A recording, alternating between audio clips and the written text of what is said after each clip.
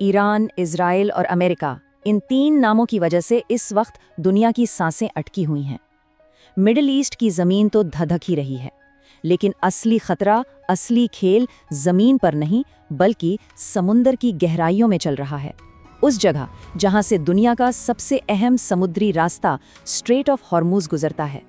यूं तो 2 हफ्तों का सीज़फायर है, पर ये शांति असल में तूफान से पहले की खामोशी है, क्योंकि हॉर्मुज़ की लहरों के नीचे एक ऐसा अनजाना खामोश खतरा तैर रहा है जिसे ढूंढ पाने में दुनिया की सबसे एडवांस नेवी भी नाकाम साबित हो रही हैं। तो सवाल यह है कि आखिर वहाँ है क्या? कोई कुदरती आफत या किसी की सोची समझी साजिश? देखिए, ये कोई कुदरती आफत नहीं है। ये संकट पूरी तरह से इंसान का बनाया हुआ है और इसकी शुरुआत हुई ईरान के एक ऐसे दांव से जो अब उसी पर उल्टा पड़ चुका है। कहानी कुछ ऐसी है कि जिसने जाल बिछाया, आज वही उस जाल में बुरी तरह फंस गया है। हुआ ये है कि ईरान ने हॉर्मुज़ के इस तंग रास्ते में बहुत बड़ी तादाद में समुद्री बारूदी सुरंगें यानी सी माइंस बिछा दी। अब ये कोई मामूली चीज नहीं है। सोचिए, लोहे के बड़े बड़े गोले जिनके अंदर भारी मात्रा में विस्फोटक भरा है और ये एक ही झटके में किसी भी विशाल तेल टैंकर के परखच्चे उड़ा सकते हैं। तो ईरान का प्लान था इन माइंस के दम पर अमेरिका और इजराइल पर दबाव बनाना, उन्हें अपनी ताकत दिखाना। लेकिन हुआ कुछ और ही। आज हकीकत ये है कि ईरान खुद डरा हुआ है, क्योंकि जो रास्ता उसकी ढाल बनने वाला था वही अब उसके गले की फांस बन गया है। चलिए अब इस संकट के सबसे तकनीकी और सबसे खतरनाक पहलू पर आते हैं। असल दिक्कत ये है कि ईरान ने इन जानलेवा हथियारों पर से अपना कंट्रोल खो दिया है। समंदर के नीचे जो खामोश मौत बिछाई गई थी, अब उसका रिमोट कंट्रोल किसी के भी पास नहीं है। तो सवाल है कि ये हुआ कैसे? देखिए, सबसे पहले तो ईरान ने ये माइंस पानी में बिछाई, फिर समंदर की तेज लहरों और अंडरकरेंट्स ने इन्हें इनकी जगह से हटा दिया। और सबसे बड़ी गड़बड़ ये हुई कि जिन स्मार्ट माइंस को रिमोट से कंट्रोल करना था, समंदर के खारे पानी और गहरे दबाव ने उनके सिग्नल ही जैम कर दिए। नतीजा, ये माइंस अब पूरी तरह से बेकाबू हो चुकी हैं। और यही तकनीकी गड़बड़ियां इस संकट की जड़ हैं। इन माइंस का डिजाइन इतना शातिर है कि लेटेस्ट सोनार और रडार सिस्टम भी इन्हें पकड़ नहीं पा रहे।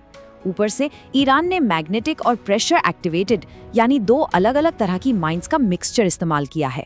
इसका मतलब है कि ये किसी भी जहाज के पास आने पर फट सकती हैं। ये किसी की सगी नहीं है, चाहे वो ईरान का अपना जहाज हो या किसी और का। एक्सपर्ट्स कह रहे हैं कि समंदर की गहराइयों में इन बेगाम माइंस को ढूंढना बिल्कुल वैसा ही है जैसे भूसे के ढेर में सुई को ढूंढना। और सोचिए, एक भी गलती, एक भी चूक एक ऐसे चेन रिएक्शन को शुरू कर सकती है जिससे ये पूरा रास्ता आग का दरिया बन जाएगा। अब जब मामला इतना गंभीर हो तो ये सिर्फ एक लोकल संकट नहीं रह जाता। हॉर्मुज़ में मची इस खलबली ने दुनिया की बड़ी ताकतों को इस शतरंज के बिसात पर अपने अपने मोहरे चलने पर मजबूर कर दिया है। तो चलिए देखते हैं कि कौन क्या कर रहा है। अमेरिका ने अपने सबसे एडवांस्ड अंडर वाटर ड्रोन्स को काम पर लगा दिया है। इजराइल वो बस खामोशी से सब कुछ देख रहा है, और सच कहूं तो उसकी ये चुप्पी ही सबसे ज्यादा डरावनी है। चीन, जिसका बहुत बड़ा व्यापार इस रास्ते पर निर्भर है, वो ईरान पर इसे सुलझाने के लिए दबाव बना रहा है। रूस तकनीकी मदद देने की पेशकश कर रहा है, और भारत फिलहाल वेट एंड वॉच की नीति अपना रहा है। इस बीच ईरान के लिए तो हालत ऐसी हो गई है कि आगे कुआं पीछे खाई।